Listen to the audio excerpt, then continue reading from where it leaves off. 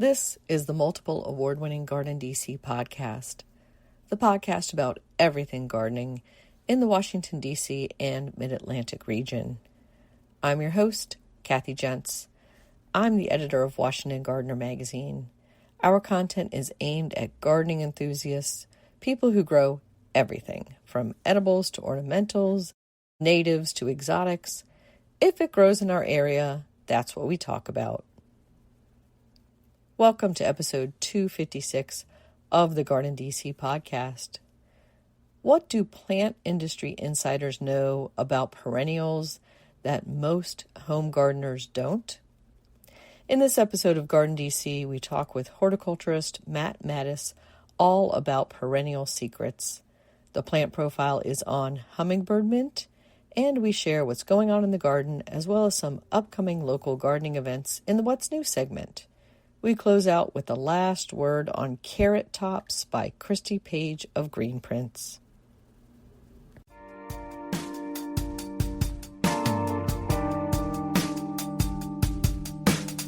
This episode we're joined by Mattus. He is Senior Director of Horticulture at the American Horticultural Society and a well-known plantsman. Welcome, Matt. Thanks, Kathy. It's a joy to be here. Great to have you on, and we're going to talk about all things perennials.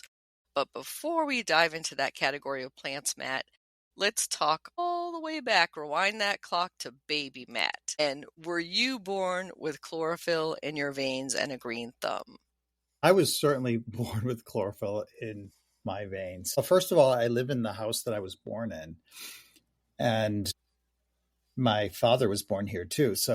And he died at 100, and his parents were gardeners. So yeah, I was born, and both my parents were gardeners, not by trade, but by passion and hobby on 2 acres here in central Massachusetts. And my earliest memories were gardening. I mean, very early, 3 years old, 4 years old, out in the garden. And with 4 brothers and sisters, we were basically labor. I think a lot of people could relate to that with a big vegetable garden. And so definitely I was always involved with plants, but probably not seriously on my own until maybe 9 years old. And so at 9, what switched? What switched was my parents letting me have a corner of the vegetable garden. We had a big vegetable garden, I guess big, about a 1/4 acre. They were Depression era parents. They had me late in life, like in their 50s. So, and this was in in the 1960s. We grew a lot of food. We canned and processed everything. They grew practical things mostly. My mom grew a lot of flowers and plants, and we had peonies and gladiolas and dahlias and all that, and cut flowers, but also all the practical vegetables. So tomatoes, beans, potatoes, cabbage. But I wanted, I'd go shopping with them to buy plants, and I would want something for myself. So they finally gave me a little corner of the vegetable garden. And that's when, I planted everything that in 7, 8, or 9-year-old boy would plant, like pumpkins and sunflowers and things like that. And so you mentioned your other siblings. Were they also garden crazy too? I would say no, although my brother, I was the youngest, but all my brothers and sisters were all at least 10 years older than me. So I was clearly the accident. But they seemed to fight and resist having to work in the garden. But it was a lot of garden work. It was because it was 2 acres landscaped in a formal landscape. It was a lot of raking and picking beans for days. And it was just hard weeding. So we never really had a summer vacation. So I think they hated that. And being the youngest, I always felt like, well, they all took off when they finally had cars, and I was left to do the hard work. But my one brother now, he's retired, and he's become a big gardener. Like, he built a greenhouse. It's about the same size as mine. So he's a pretty serious vegetable gardener. Yeah, I always think it comes full circle. Maybe the days of hard work because it's for somebody else, not your own garden, it seems much harder than it is. Exactly. Yeah. I still hate weeding. I still hate garden work, which maybe is odd for a gardener, but I still consider myself a lazy gardener because of that. But I guess others don't see that. No, I think that's a very common thing, Matt. Oh, I think people just try to focus on the positives, but yeah, there is drudgery at times, and I don't think we should gloss that over at all, especially for beginning gardeners. If you're listening out there, yeah, None of us likes grubbing around sometimes in the hottest days of summer, right? And hauling water cans around. That could be tough work sometimes. Absolutely. And so for a career, did you start off with something gardening related? I did. I was in high school, or even junior high. I was probably even at 12 years old. I started entering flower shows and vegetable competitions at our local horticultural society, which was the Worcester County Horticultural Society. In Massachusetts, or, even on the East Coast, there were these 3 or 4 or 5 really old, 19th century horticultural halls. Here in Worcester, Massachusetts, we still had a big horticultural hall. And one day, after piano lessons in the summer, I walked into a flower show. The sign said Lily Show outside, and I had no idea what that was. And, this beautiful old federal building. And I noticed, tables with lilies and blue ribbons on them. And then they had all these other tables with peas and melons and like a mini state fair, basically. And a woman there handed me sort of a prospectus or an awards list and said, you should enter something. Do you grow anything? And I said, yes. And that became my sport. That became my little league. And every 2 weeks, starting around the rose show or the lilac show in the spring, I would enter things that I grew in my garden. And that became very competitive. There were 2 or 3 of us that were basically young teenagers who were growing everything. And what's interesting is Worcester County Horticultural Say became Tower Hill Botanic Garden, where I'm a vice president on the board there now. So I basically have been I was a junior board member in the 1970s, and I'm still involved with it. So yeah, it became my sport. But in high school, my mom convinced me to go not to a private school, but to go to an agricultural school where I could major in horticulture. And I became very active in Future Farmers of America. I became Easton vice president, competed on a national level there. If you know FFA, you would win medals in horticulture. And I had the national gold medal. And then because I was a state officer, I had to take a year off from college. I was going to major in horticulture at Stockbridge School of Agriculture. And after 1 year, I decided it was too hard because it involved math. And decided to go to another school for environmental science. And after that, my brother talked me said, what are you going to do?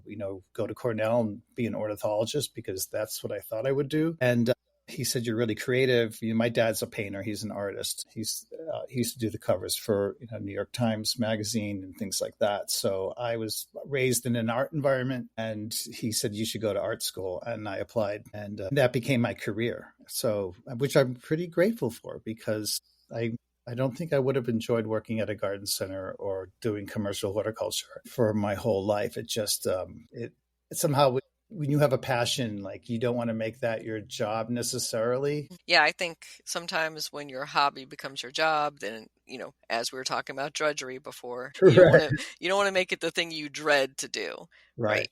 So I know that you spent some time at toy giant Hasbro. Yeah. Doing design and development. Exactly. So that became my big career. And I'm not a toy person. I don't collect toys. It was just very creative, and I quickly rose in the company to a senior level and head of global design development. And I was there almost 30 years. So if you have any questions on My Little Pony or Transformers or Marvel or Disney princesses, I could probably answer them for you. But it was a very exciting job and a lot of travel, which allowed me to visit places around the world, and also gave me a salary where I could build a greenhouse and, have the assets to do something with my hobby or my real passion, which was plants, which I stayed deeply involved with through my whole career. Now I have to ask, is there a gardening My Little Pony? Oh, there's plenty. Yeah. I do a speech for a lot of garden clubs, and even like at Wave Hill, I gave a talk about the similarities I realized after I left Hasbro about the toy industry. If you go to Cultivate, the big trade show, I realized, like, there's a lot of similarities between the toy industry, which is a fashion-based industry, and commercial horticulture. Working with dahlia breeders or coreopsis breeders after I left, the buyers from the big box stores still say, I need 7 colors. Pink didn't sell last year, nor did yellow. And that's how we would do My Little Pony, this. And some of these salespeople were the same salespeople for the toy industry that have moved on to work for a big box store. So if we forget it's big business, and it's product development for a lot of plant breeders. So there are a lot of similarities and crossover. I can imagine that it's very seasonal. And one of my previous jobs was working in the school supply industry, which did overlap toys and educational toys. But that obviously was very cyclical and seasonal as well. Yeah, so that's very similar. So, I mean, I probably would have the same distaste for commercial horticulture if I took that route, but I also have the benefit of understanding the business side of it. So I can appreciate, the great things about the commercial side of horticulture, but also I could come home and, look at my rare species cyclamen in the greenhouse and know that most people don't care about these, but I really do. And so you said you're in the same garden that your grandfather gardened from 1906? Correct. Yeah. I find marbles in the yard that were probably my great uncle's marbles. Have you changed a lot of what it was originally in, as far as the size of the vegetable garden, bringing in more perennial borders or more shrubs? And I imagine there's more shade, right, as things grow in. Yeah, shade's the big problem. My dad had 9 brothers, and one was a landscape architect, and he designed the garden, I think around 1926. So it does sort of have a formal early 20th century layout with, long straight paths. It's almost on a grid. There was like a row. We're not in a fancy neighborhood by any means. We're in a really regular suburban residential neighborhood, but we had the biggest piece of property and there's woods behind us. But there was a formal rose garden. There was a golf green of all weird things, but because 6 of his brothers worked at a golf course up the road, they decided to install one in our yard, which was centrally located. So we had this beautiful carpet of bent grass with, lead holes and flags in it that no one in my family has ever golfed, but it just looked beautiful. We had special mowers for it. And, there's straight stone walks and those sort of elements you would find in a nice garden. So those bones were there, but also there's this huge, vegetable garden that ran down one side of the property and a lot of rare trees that were planted in the 20s and 30s, which are full grown now, 100 feet tall, maybe. We have a Davidia that's 35 years old. That's, an umbrella pine, big specimens that were brought in the 30s and 40s. So it's kind of park-like, but it's also very shady. But you can't, when you have an old garden, things change because trees, you're right, they grow tall, they get shady. We had a lot of lawn. Now there's no lawn, which wasn't even intentional. It's just I had to have a lot of growing space. So I did dig up that golf green about 8 years ago, and I put in a huge perennial border because I wanted a deep, very English border, 15-foot deep beds. And I had the luxury of space to do that. And I hate cutting grass. So it's just walks basically now, walks in garden rooms and all sorts of beds with plants growing in it. That's what I like to hear, getting rid of that lawn. Yeah. And so can you describe a little bit for our listeners who might not be familiar with the Massachusetts climate, your zone, your soil conditions, that sort of thing? Sure. We're zone 6A. We used to be 5B. We are in the North Atlantic snow belt. So Worcester is in the middle of Massachusetts. And so we're about 40 miles west of Boston. And Boston's on the ocean. So you may hear on the Weather Channel or in the news, these big nor'easters that blow up the east. I'm sure you get touched by them right down there. And they're like, hurricanes of snow. And they come in over New England and they hit New England and it'll be raining in Boston and Providence. But 30 miles inland, it's heavy snow for maybe a 20-mile band. So we're in what they call the North Atlantic snow belt. So we could get 120 inches of snow in a good year. Wow. And you always hear Worcester on the Weather Channel say, Boston had 2 inches, but Worcester had 38 inches of snow. So I have pictures of my greenhouse that's 16 feet tall with snow drifts going over the top of it. But every winter is different. The past 2 winters, we've had 8 inches of snow.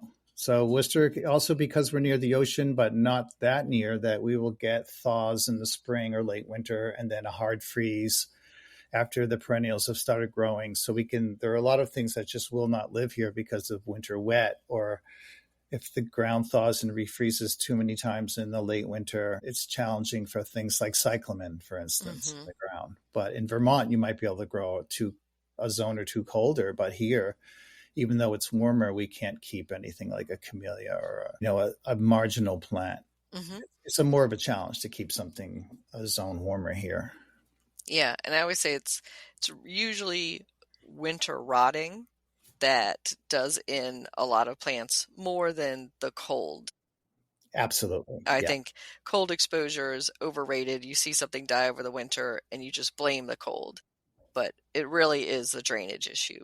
It's drainage, and it's that refreeze. It's a false spring that we'll get in March, and then it becomes 8 degrees again for 4 days, and that's what splits the trunks on some trees, and alpines don't like it. Sometimes in a mild winter, we can have a great mild winter and things survive. A zone 7 plant, a zone 8 plant might survive for 2 years, but then you get that one crazy winter. That's all it takes, and then you lose some of the precious things. So that does bring us to perennials, and I think maybe we can start off with some definitions of perennials, but also talking about those marginal temperennials, as they're called. Yeah, absolutely, which are so popular today. And we know what would our container gardens look like without Brugmansia? And, we could almost call them tropical perennials, right? Like they may be perennial in, a zone 9 or 10, but not perennials in like the mid-Atlantic or moving into the Northeast, or maybe they're perennial in the Northwest. Also, there are a lot of annuals that we think are annuals, but are actually short-lived perennials like snapdragons or some of the Incarvilia that if you brought them in I think in the mid-Atlantic, you probably know this. I know in the Carolinas they do that. You might have some salvias that winter over. Even some like fuchsias and, as you said, snapdragons that come back. I had one hardy petunia this last year, which that was a surprise. I left it in the pot and it actually came back. That was not supposed to happen. Well, I think that also and I get this question a lot.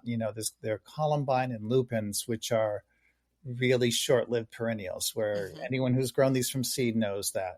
Year 1, it didn't bloom. Year 2, it bloomed beautifully. Year 3, it might have been really awesome. Year 4, it's gone.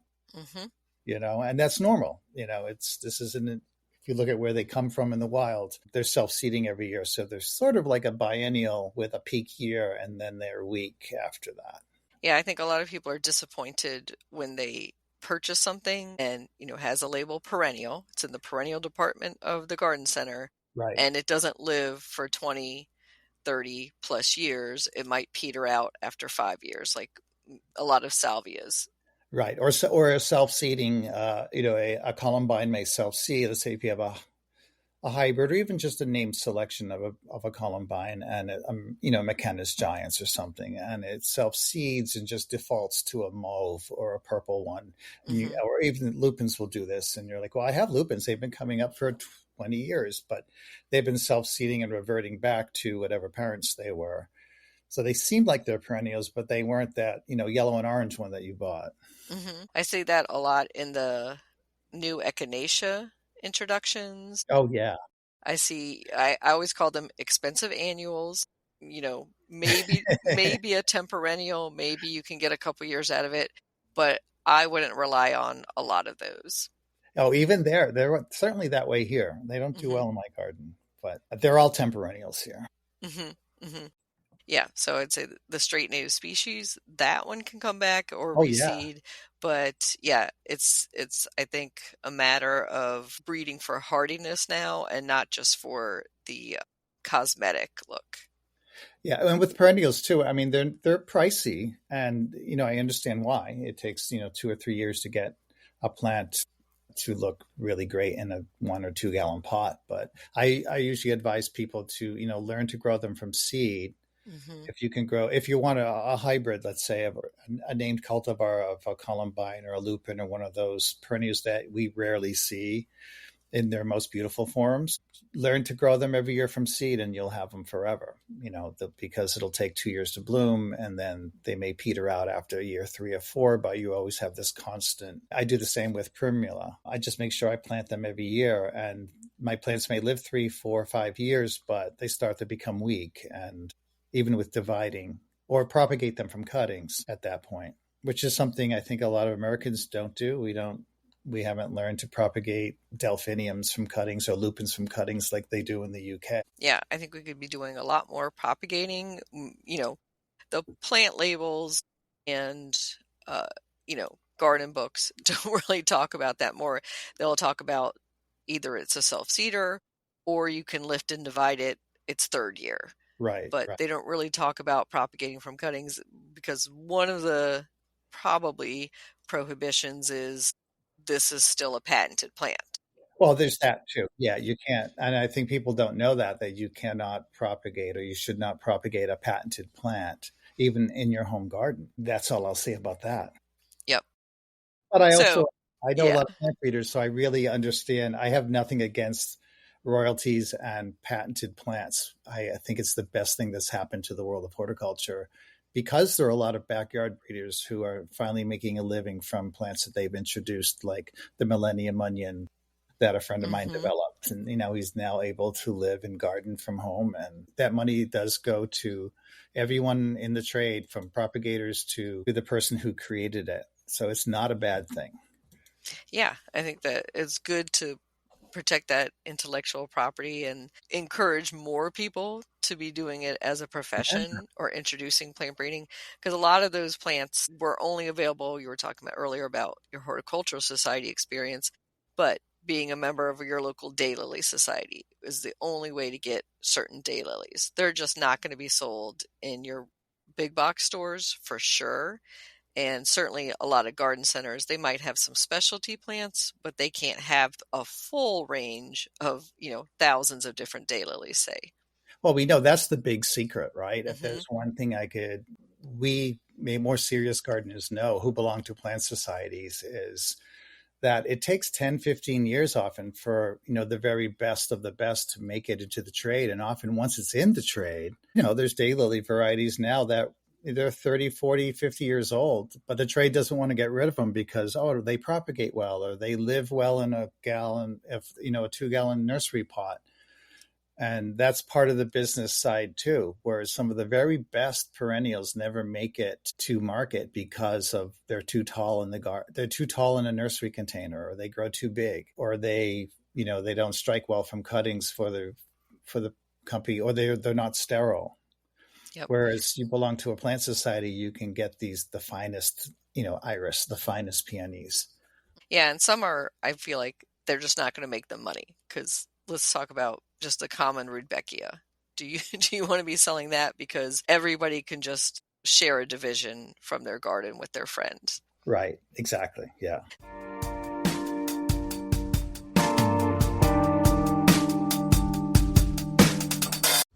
GardenDC will be back after this short break. Get low-maintenance alternatives to lawns with Ground Cover Revolution by Kathy Jentz. Reducing the lawn is among the biggest trends in homeownership, with an endless stream of homeowners looking for an eco-friendly alternative to a traditional turfgrass lawn. In the last few years alone, over 23 million Americans converted part of the lawn to a natural landscape, and now they're looking to do even more. The biggest challenge to adopting this new ideal of the perfect lawn? Knowing how and when to replace your turf and which plants are the best ones for the job. Ground Cover Revolution is here with you all the answers you need, and some you didn't even know you needed. Included are 40 in-depth profiles of plants that are perfect choices for replacing a grass lawn. There are options for sun, for shade, for dry and wet sites, and for various climates around the globe. There are choices that bloom, options that are evergreen, and selections that are deer-resistant. Kathy Jentz has also included an incredibly useful chart that gives you all the specifics on each of the 40 choices for quick reference and to make your ground cover selection process even easier. Whether you want to replace the entire lawn or just reduce the amount of land dedicated to turf, Ground Cover Revolution will help you usher in a new and improved idea of what a beautiful lawn should be. Ground Cover Revolution is available now wherever you buy books, including Amazon.com and Bookshop.org.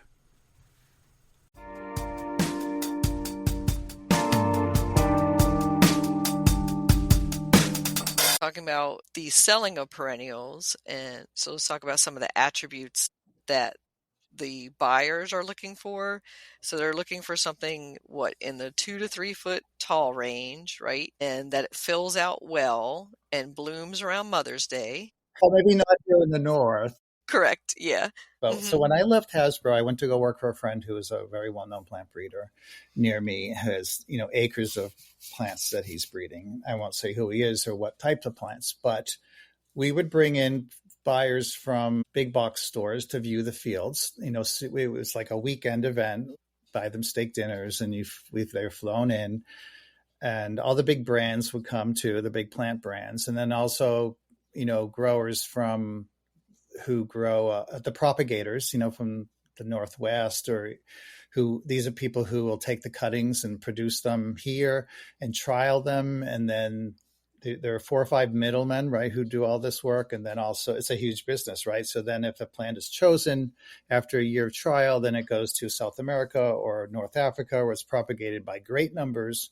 So a plant has to meet a lot of requirements. Like, it has to propagate easily from cuttings. It has to be sterile so it doesn't set seed. So your genetics aren't being stolen by someone else, by a bigger company even. And you have to have the right name. So again, it's like the toy industry, and the right color, and the market and trends and fashion have to factor in. And will it live on a shelf at a big box store if someone forgets to water it? And will it live in a nursery container for a hot summer or for 6 months? So there's a lot of things to check off. Can it handle plant growth regulators so it fits on the shelf of the truck that ships it? So there's so many limiting factors that have to happen, that boxes you have to check off before a perennial makes it.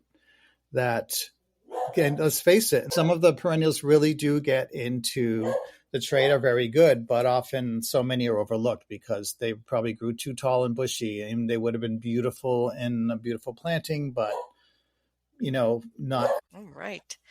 So one of the, we'll call it dirty little secrets that you just talked about in plant sales is the growth regulators, using those to make a compact looking plant. And then in year 2 or 3 in somebody's garden, it becomes much taller. I'm thinking of some of those new echinacea introductions. Should it come back for you in a couple years?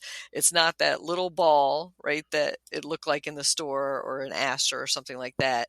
Right. It's this wild, rangy plant in its 2nd or 3rd year. And I think people don't realize about the use of plant regulators. Also, the amount of fertilizer to force something into bloom at that time you bought it is not necessarily the time it's going to bloom in your garden that next year. Exactly. All of that. So a plant is a product, and I understand the need to use these, I guess, for some level. I think a majority of these plants people are buying to put in containers, seasonal containers. You think of right now, the fall mums, they've all been treated with plant growth regulators, which keeps the internodes really short. And it forms these big mounds that are like true mound bushel basket of 1,000 buds. And those of us who have had them winter over know that that's not how they look the 2nd year, right? Or an aster that can grow 36 inches tall, but you bought it and it was 6 inches tall. Those were designed to be sold, to put into a seasonal container and then maybe treated as a disposable plant.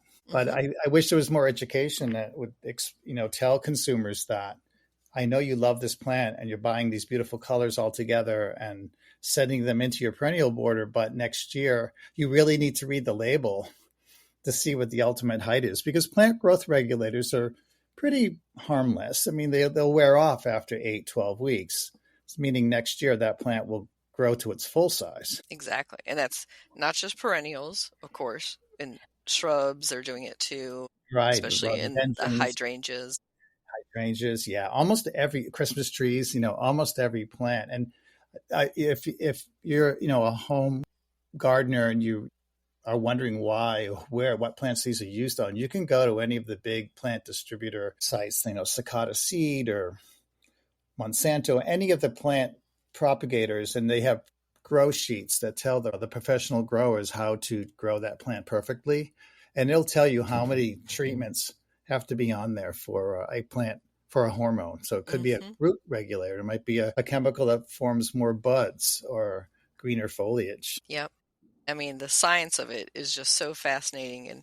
And Matt, when I write my plant profiles, I'll go and look up those grower sheets, and I'm like, I can't tell any home gardener this.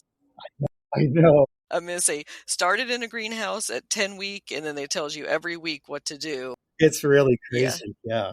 And, yeah, it makes you want to grow. That's why when you buy Snapdragon seedlings, at the spring and you grew some yourself and you're like, why am I so spindly? But the ones at the store are like thick like pencils. It's not you, home gardeners. No. Okay.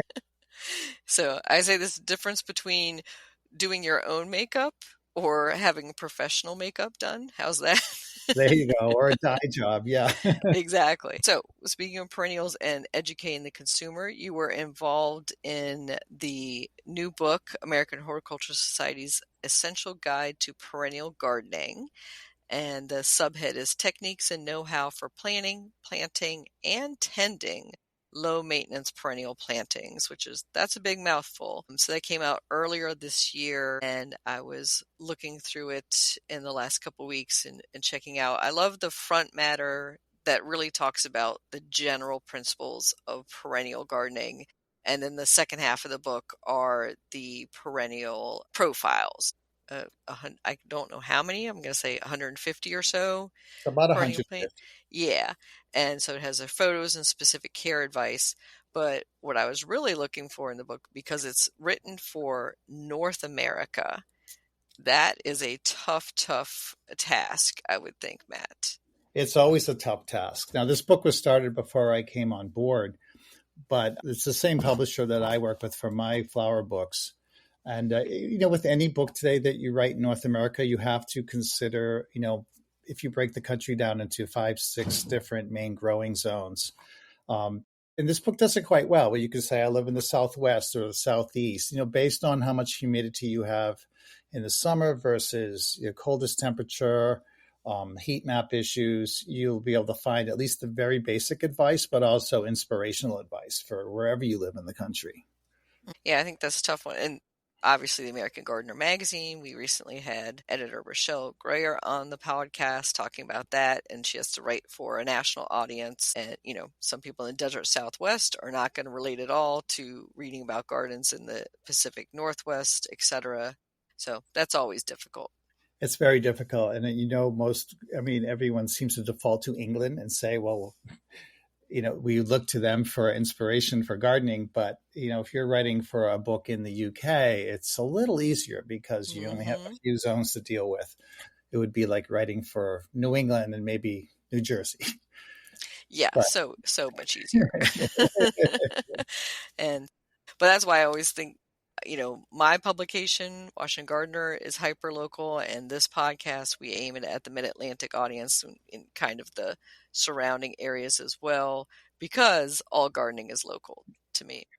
But you're in a good area because, this book really would help target the basic of like zones like 5 to 7, where a good part of the Mid-Atlantic is. How high do you go, 8 or 7? There are some touches of 8, but yeah, mainly it's the 5, 6, 7 pocket. And those are sort of the heavy garden areas anyways. Even Cape Cod here in Massachusetts can go up to 7 or 8, and Long Island, and then through Ohio, and where, those parts of the country where there's rich, deep loam and a lot of vegetables are being grown. So it's also, I think, useful for the Pacific Northwest, and the outlying areas are always, the Southwest and wherever there are really extreme weather extremes, Florida. Mm-hmm. But any of those zones, you'll find good advice in this book on what to grow. Mm-hmm. Yeah, I think it's a really good guide for that. And looking at the profiles, my favorite parts are the quick tips. And that's like an interesting fact or tidbit about each plant family. So I'm looking at Brunnera, or Siberian bug gloss, the common name. And that quick tip is that the seedlings that will pop up will sometimes lack the silver coloring of the cultivar you might have purchased. So weed out that seedling with plain green leaves to keep your garden silver. And that's not something you would find on the plant tag. No, exactly. Some of them are quite fun, like for Gaultheria procumbens, it's tear a leaf off and taste it because that's where wintergreen comes from. Yeah, and if you squeeze or ruffle a leaf, it definitely has that one. So I love those quick tips. But let's go back to maybe the front matter and talk about picking your perennials, how you would design a perennial bed, because I think for a lot of gardeners, even advanced or intermediate gardeners, it's just flummoxing. I'll just say you're just kind of like, where do I even begin to plop this plant in amongst the other plants? Yeah, that's very true. I mean, even in my garden, which is an old garden, the site is changing basically because of the tall trees and the shade. And so I always have to think of light quality. And even within 5 years, a Japanese maple's grown too big now. Do we cut it down? Do we move a perennial garden? You always have to think about changing shade and what type of light you have. And these are the real basics, right? Like how much moisture you have in your garden, and is a tree blocking too much rain from falling, or soil, and how can you enrich your soil? So those basics are really outlined well in this book. Maybe you want a woodland garden, maybe you want to keep your trees and you want ephemerals. They're perennials too, most of them. So things like, lady slippers or any of your early spring ephemerals and bulbs, that's covered in here too. So those of us who want a natural garden, that's a woodland garden, and hellebores and anemones and, Virginia bluebells, those are still a great carefree garden with primroses. At least through midsummer, you could have some interesting plants, and then some Asiatic woodland plants near the end of the season, like Tricertus or Carangiosoma. Yeah, and I think where people really get stumped is the combinations and then editing them once the plants start to fill in after their third or fourth year, or, some are a little more aggressive spreaders than others. Yeah, that's always a surprise for people, right? I think also knowing and being honest about where you live, it's a trend now to build a prairie garden or a meadow, but here in New England, it doesn't make sense to make a prairie garden unless maybe what was a form of farm with no trees nearby. But if it's, New England woodland, trying to put in a meadow garden is not going to be as successful as, let's say, I was doing it in Ohio or upstate New York even. Well, we all want what we can't have, right, Matt? That's so true. So I have people in my area who love the desert Southwest look. So they might put in like a scree garden or a rock garden and try to emulate that and get as much of the cacti and succulent collection going and as many hardies as they can. And they go out west and collect some and bring them back here. And then there's a constant heartbreak. And then there's the other end, right? The ones who want a tropical garden. They have to have that Florida tropical look, and they can replicate it pretty good here, but the winter's not going to be the same, obviously. Right. I mean, so I certainly, of course, have tried all those. And I was president for the North American Rock Garden Society and built a huge, alpine garden along the foundation of my greenhouse, just like you would see in England, not thinking about the rains and the winter rains that pour off the glass and then fill that gravel bed with water. And, now it's my lily bed. That's where they really thrive well there. So you have to, the garden will speak to you and tell you. I will say, though, last week I was in Providence, Rhode Island, and a friend of mine said, I have to take you down this road and show you this garden. And a little residential neighborhood with little cottage houses. And then we got to this house and it was an entire cactus garden. This man had built a sand bed probably 3 feet deep. And I there's one in Connecticut, I know, and it's quite successful. So if you're dedicated, you could, you're always going to try it. Yeah, I would say you can try it, do it for a few years, and then that is not what we call low maintenance gardening, though. No, that's other crazy plant geeks that some of us are. Nothing will stop us from trying to grow what we can't grow. Well, let's think of some low maintenance, maybe perennials that our listeners might not be growing. And so I was trying to go down the book and some of the lists, and I was looking at Echinops, Retro the globe thistle. I think that one is one that's very underused. Very. And people should know there's more than one cultivar. So if you want a white or silvery one or one with a smaller, blossom head on it, I mean, they will, in good, rich soil, they're going to grow quite aggressively.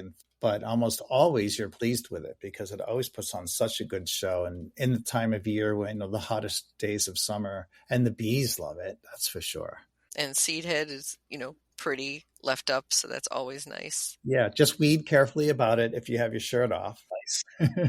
Definitely. It is a thistle, yeah. It is a thistle, and I think that's what scares people is when you see thistle in the name. Yeah, but it's beautiful and a beautiful cut flower. Do you have other favorite low maintenance perennials? I tend to like a lot of low maintenance perennials. That's the lazy thing in me coming out. Well, obviously, any daylily is just so important because they fill that gap again, like end of July, early August, when everything else has sort of become tired, and fill in those gaps. I'm going to include true lily bulbs in here because you have a lily beetle, though, don't you, down there? Or? We do to a little bit, but it's not horrible. You can still have lilies. Yeah, same here. We did have it bad, and somehow they seem to have waned off. But lilies have planted the right way, meaning, and I'm seeing a lot of the seed catalogs now. I'm sorry, bulb catalogs like Sheepers selling, bulbs 30 at a bag. That seems to be the way to plant them. Then you get this huge shrub that looks like a hydrangea. Yeah, and those bulbs increase every year. So it's a good investment, again, with good drainage, not letting them rot out. And any perennial that you plant en masse is just going to look so much better. And if you ever visit Kew or any of the big UK estates, you'll see, count how many perennials are in a clump in a perennial border. And it's, we're told plant 3 or plant 5, but there it's like plant 36 together. And granted, those are deep beds, but even, a 4 or 5 foot perennial bed, plant 7 or 10 plants together in a clump to make a really good show. And if you start them from seed, that's certainly doable and affordable.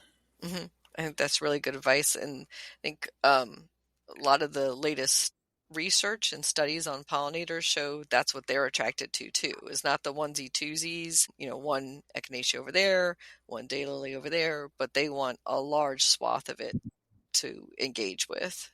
Exactly. I start Rodgersia from seed, which you would think would be challenging. It looks like a big palmate leaf, like a horse chestnut, and you're not growing for its flowers, you're growing for the foliage. But I order seeds from Giletto Seeds in Germany. They ship to the US, and they're pre-chilled seeds, so you can start them under lights just like you would tomatoes. And even though it's a fine dust-like seed, they all germinate. End up throwing so many in the compost pile because I'll have 6 or 7 pots full of seedlings.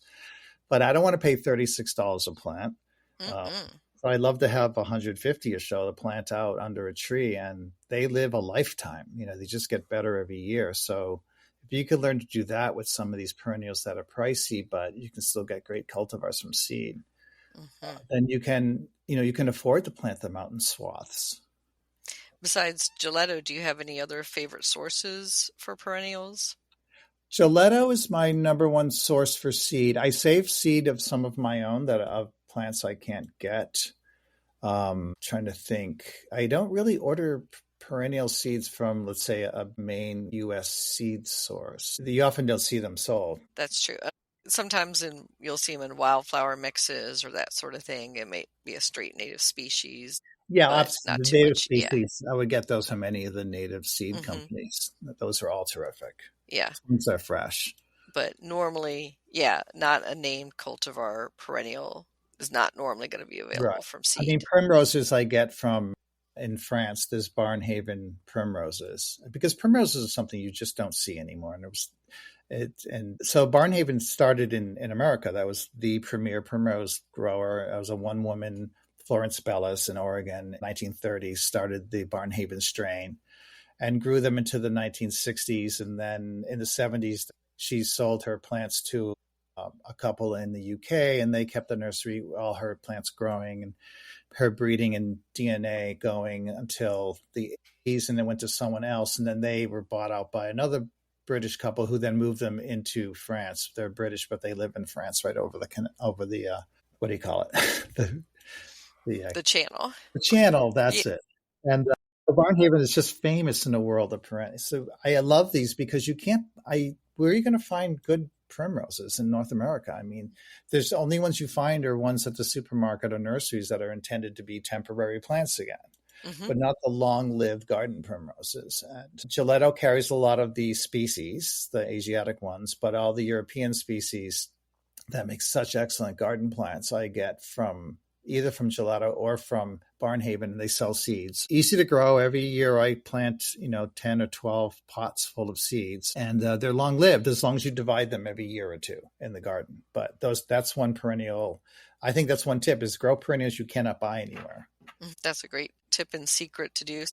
You are using, of course, your greenhouse, which not everyone has access to a greenhouse. So what would you recommend for seed starting if you don't have a greenhouse? Well, these are true winter sowers. So if you do, I wouldn't necessarily do the winter sowing method of milk jugs. The real serious rock gardeners will use styrofoam grape cases like you get at the supermarket. It's like a little coffin-shaped styrofoam box that grapes come in. And they would fill that with soil, a well-draining soil, and sprinkle the seeds on there and cover it in December, or any alpines that they've ordered through a NARG's, a North American Rock Garden Society sale, or any of the other specialty plant society sales. And they set that out in the snow, and then in the spring they germinate. But you can, because most of these don't require chilling, you can sow them just as you would any annual under lights in the house. A few of them require some chilling, but maybe 2 weeks in the fridge. So I would say the same as you when you're starting your tomatoes and peppers under grow lights. You could be starting a flat at least of perennials as well. Sure. I start mine I have a greenhouse, but I start mine in the cellar under lights. So, and then it's only around March because it's expensive to heat a greenhouse. So a lot of people keep telling me this, well, you have a greenhouse, it must be easy. And like, it's not really easy. It's, I still start seeds, in that controlled environment. And then unless they did need some, temperature differentiation at night and day, but our cellar gets pretty cold at night when the lights go out, but they get moved out. I could still sow in the greenhouse, of course, if I want. It just takes longer. But you don't need a greenhouse to start these. You could definitely plant them in February under lights and then set the flats out just like you would if your annuals or perennials, on mild days in the spring and get them acclimated. That's such a good point, Matt, that the hardening off process that we do for our vegetable seedlings, people tend to skip over that for the annuals and perennial flowers. They just want to plant them straight out. Yeah, you learn the hard way. Especially after, as you mentioned before, a late frost comes in or unexpected, it seems warm enough, and then no, it's not warm enough. Right. And maybe that's an East Coast thing, but we definitely have to deal with that. Yeah. That Mother Nature always throws in a couple tricks on you. So how can our listeners contact you to find out more, Matt? Well, they can find me I'm mostly on Instagram when it comes to social media. You'll find me on Facebook, but I'm never really on there. But it's Matt_Mattus on Instagram. And then I still have my garden blog, Growing with Plants, up, although I don't add to it. But there's 15, 16 years. I know when Rochelle was on, that's how I met Rochelle. We were both like two of the first 5 or 6 garden bloggers back in the early aughts. We became popular, and it was surprising we lived close to each other. But there's a lot of geeky content on there. But I think thousands of posts that are still up, and that's growingwithplants.com. And we'll put that link in the show notes. And to finish our perennial discussion, Matt, I think we can't leave our listeners without mentioning those 4-legged hooved interlopers. And maybe give them some deer-resistant, I'm never going to say deer-proof, but maybe deer-resistant perennial choices. Oh, like hosta? Well, we don't have deer where I live, which I know someday that will come back on me, but I don't have a lot of experience in controlling deer. However, I do know, we just had this discussion today that I had posted some pictures of Karangi Shoma, the Korean wax bells, they're in bloom right now with Triceratops, and a lot of these late Asiatics that deer don't seem to like. Yeah, I'm going to agree with the toad lily, the Triceratops, that they tend to leave that alone unless they're very, very, very hungry. And I'm guessing the Echinops maybe because it's prickly, right?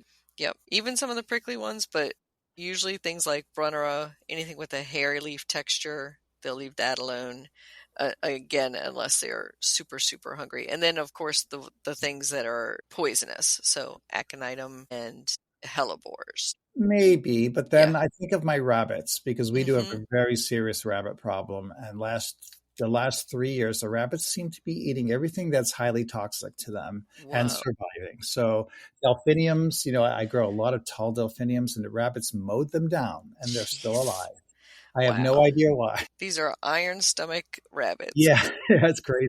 They go for that one rare plant. It might be a Phlomis tuberosa that it's like my favorite perennial to have. And they just is about to open and bloom, and it's got a fuzzy, prickly leaf. And, there it's like, see all the angle cuts on it. Like they just mowed it down. So I don't know. There's some things we don't have answers for. Mm-hmm.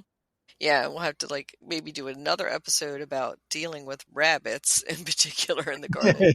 Outside the vegetable garden, that's a whole other thing. Yeah, well, we have 3 terriers, and that actually doesn't help that much. Mm-hmm. I know, that's too bad. Yeah. You would think that would be the front line of defense for your plants, but hopefully the rabbits leave you enough in the rest of your garden to enjoy. Yeah, they do. We try to live in balance. Any final advice to our listeners, Matt, about starting a perennial garden that was their maybe first garden that they're ever working on? I would say, look, because I see this a lot with younger designers when I was working at Hasbro, that they knew I was into gardening and they would come see me and they would cut thumbnail photos out from catalogs and books and, about just the flower and say, I'm designing my garden, and they lay it out by color, just by flower. And I try to remind them, like, first you need to think about texture and the foliage color. Your garden is probably going to be 85% green, and there's a lot of brown in there. Start with thinking of the height and texture and that sort of mature form of the plant, because both you and I know how lovely a garden can look if it even has no flowers, if it's grasses, and beautiful textured foliage and seed heads. So thinking, more than one dimension, and also, create. I work with Disney a lot, and as an Imagineer, we always called it the big weenie, which was they had this rule that everything had to have the big weenie in it. So if you're designing a restaurant, it had to have that one big mobile hanging from the ceiling, or, that big castle in the middle of the park. So even in your garden, when you're designing it, put in those big showpieces, like maybe there's 3 big something in that border that'll wow a visitor or impress you. And with perennials, that might be like, I'm going to put 6 of these here and 6 of these over here and repeat that. So these sort of design principles of, thinking throughout the season, what would bloom in every season, and not just go to a garden center at 1 week in May and buy everything, because your garden will only look good in May and early June. And then fall, think of berries and rose hips and the winter interest and all those things. Factor all that in too. And it makes it really fun to start thinking about all the seasons and, the beauty and also the wildlife health that you can be doing throughout those seasons. What will the goldfinches feed on in the late fall? So true. That's excellent advice. And now I'm going to think about what the big weenie in my garden is, man. Might be my gazebo, but I have to think about that a little bit. Yeah. So thank you again, Matt. It was wonderful having you on. Oh, it's been a pleasure. Thank you.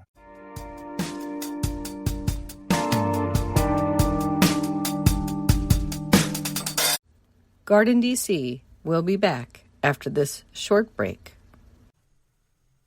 In the book The Urban Garden by Kathy Jentz and Terry Spate, you'll find dozens of inspiring and creative ways to grow flowers, shrubs, vegetables, herbs, and other plants in small spaces and with a limited budget. Whether you want to grow on a balcony, rooftop, front stoop, or a tiny urban patio, turn your growing dreams into reality and build a gorgeous and unique garden that showcases your personal style while still being functional and productive. With the genius ideas and resourceful tactics found here, you'll be maximizing yields and beauty from every square inch of your space. No matter what you grow, the 101 amazing growing ideas found in the urban garden will turn your tiny urban yard into a treasure trove of green you'll be proud to share with family and friends. Buy your copy today at your local retail bookseller or order it online now at Amazon.com or bookshop.org.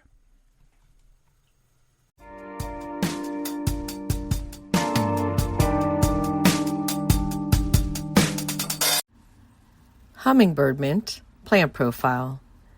Hummingbird mint, Agastaki aurantiaca, is a perennial with tall, slender stems covered in tubular flowers. It's also known as giant hyssop and grows to 2 to 4 feet tall. It's native to the desert southwest USA and northern Mexico. Hummingbird mint is hardy to USDA zones 6 to 9. It requires a full sun location with well-draining soils. It prefers lean soils and will not do well in richly amended or clay soils. Do not fertilize it. Plant it high and mix in gravel or chicken grit into the planting hole. Do not cut back hummingbird mint in the fall. The stems are needed for it to winter over. In spring, as the new growth emerges, you can cut back the old stems then. Hummingbird mint attracts pollinators. The blue-purple colored ones attract bees and butterflies, while the yellow-orange ones attract hummingbirds. Because of its minty fragrance, it is deer and rabbit resistant. The seeds are a favorite of songbirds. This is a short-lived perennial. To propagate it, you can collect seeds to direct sow them in the early spring, or you can let the plant self-sow. Hummingbird mint, you can grow that.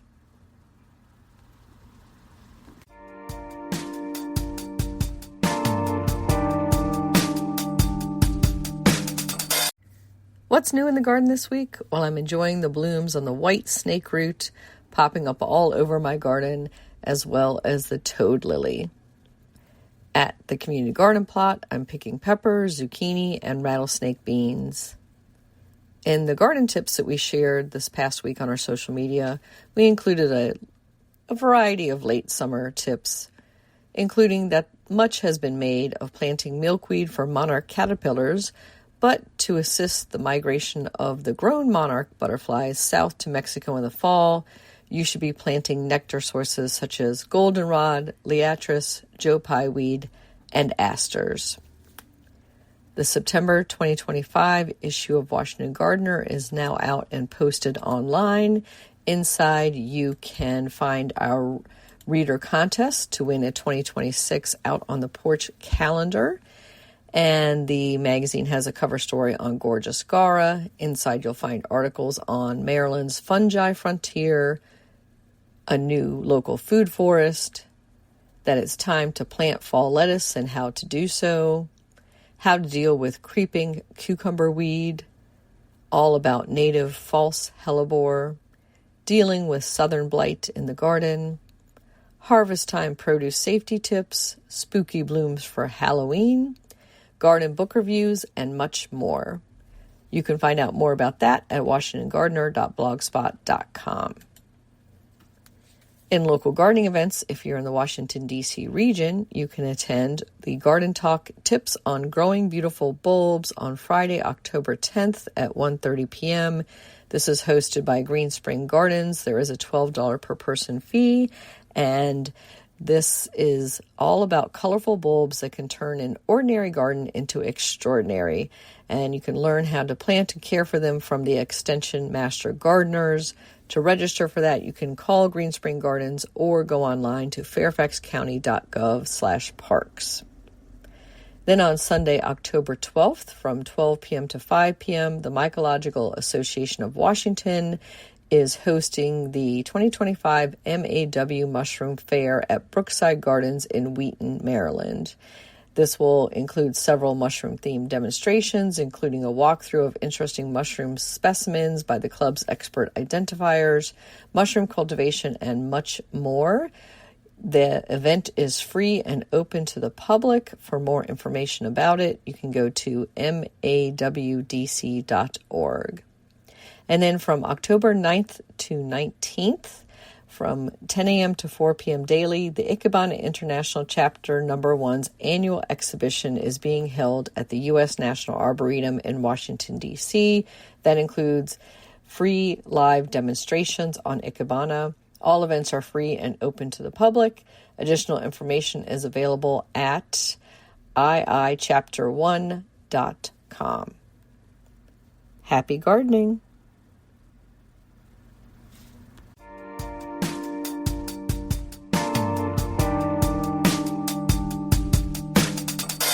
This is Christy Page with Food Gardening Network with Carrot Tops, The Forgotten Half of the Harvest by Amanda MacArthur. Every time you toss carrot greens into the trash or compost bin without a second thought, you're discarding what might be the most nutritious part of your harvest. Those feathery emerald fronds aren't just pretty garden decorations. They're a culinary goldmine hiding in plain sight, packed with more nutrients than the orange roots we prize so highly. As gardeners, we spend months nurturing our carrots from tidy seeds to full-grown beauties. Yet most of us treat roughly half the plant as waste. It's time to change that mindset and embrace the full potential. Here's where things get fascinating from a plant biology perspective. Carrot tops contain significantly higher concentrations of several key nutrients compared to their undergrown counterparts. While the carrot roots are famous for beta-carotene, the greens actually contain six times more vitamin C, substantial amounts of vitamin K, potassium, and calcium. The reason for this nutritional concentration lies in the plant's biology. Carrot greens are the photosynthetic powerhouses constantly producing and concentrating nutrients through sunlight. The roots, while storing energies as sugars and some nutrients, primarily serve as the plant's storage organ. Think of it this way. The tops are the factory while the roots are the warehouse. One particularly nerdy detail that excites me, carrot greens contain high levels of porphyrins, the same compounds that make chlorophyll so beneficial. These give the greens their distinctive, earthy, slightly bitter flavor, which brings us to the culinary possibilities. The key to cooking with carrot tops lies in understanding their flavor profile. Fresh, young greens have a bright, parsley-like taste with hints of celery and a subtle bitterness that adds complexity to dishes. As they mature, they become more assertive, making them perfect for robust preparations. Carrot top pesto is perhaps the most revelation-inducing way to use these greens. Replace half of the basil in your traditional pesto recipe with these tender carrot fronds. The result is a more complex, earthy pesto that pairs beautifully with root vegetables. Or you could try a chimichurri. Gets an incredible upgrade with carrot tops. Mix equal part carrot greens and parsley with garlic, red wine vinegar, and olive oil. The carrot tops add a subtle sweetness that balances the herb's subtle sharpness perfectly. I serve this to skeptical dinner guests who inevitably ask for the recipe. For soups, carrot tops shine in two ways. First, they make an excellent addition to vegetable broths. Second, finely chopping the tender tops can be stirred into soups just before serving, much like you would use fresh herbs. Now, if you're inspired to grow carrots specifically for their tops, consider succession planting every 2 weeks. This gives you a constant supply of tender young greens throughout the growing season. Plant varieties closer together than you normally would. You'll harvest many as baby carrots with their prized young tops. The next time you pull carrots from your garden, pause before you reach for the compost bin. Those feathery tops represent months of photosynthesis, concentrated nutrition, and untapped culinary potential. Whether you're whipping up a vibrant pesto, adding depth to your next soup, or creating the most flavorful chimichurri your guests have ever tasted, carrot tops deserve a place at your table. This has been Christy Page with foodgardening.com.